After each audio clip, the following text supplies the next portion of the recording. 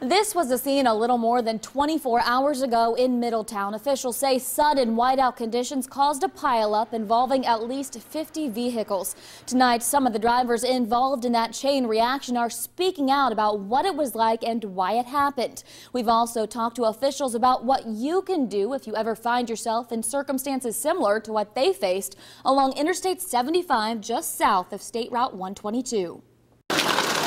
Broken glass and crumpled metal brought traffic to a standstill on Interstate 75 Monday afternoon. Making matters worse, it wasn't just one car. There were 52. Among the drivers caught in the crash, Andrea Deckard. I saw a car coming upon me, and then I just kind of braced for the impact. Deckard, who lives in Monroe, was on her way home when she says she saw a white cloud in front of her, followed by a bunch of taillights.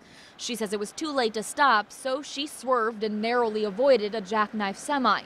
Deckard's van was hit by another car from behind. Still, she knows it could have been much worse. I've never in my life witnessed something like this. I've never obviously been involved. I've never been involved in an accident at all.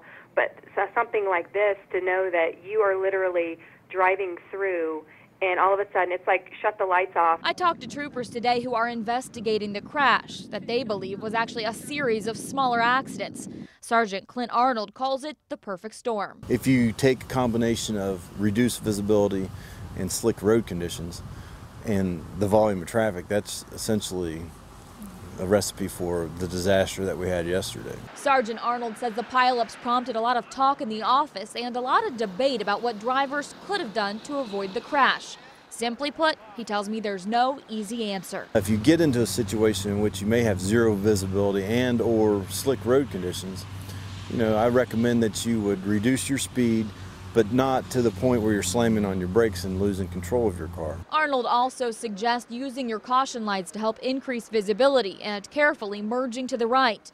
If you've already gotten into an accident and your car is still operational, he says slowly try to work your way in front of the crash. While there was no shortage of impact on Monday, troopers and drivers agree the fact there weren't more serious injuries is a good sign those involved did something right. You sit there and, realize how thankful you are that this accident was so massive and we all walked away completely fine. Now, officials tell me just because of the number of cars involved, this crash will take some time to investigate. I asked if drivers will be cited. Sergeant Arnold tells me that is a possibility, but first they have to find out how exactly this all started.